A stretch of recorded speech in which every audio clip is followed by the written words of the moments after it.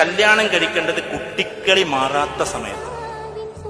കാരണം എല്ലാ പെൺകുട്ടികളും ആഗ്രഹിക്കുന്നത് ഭർത്താവ് ഒരു രസകരമായ ഒരു കാമുകനായി നിൽക്കാനാണ്. ആ പെൺകുട്ടിയുടെ സൈക്കോളജി അതാണ്.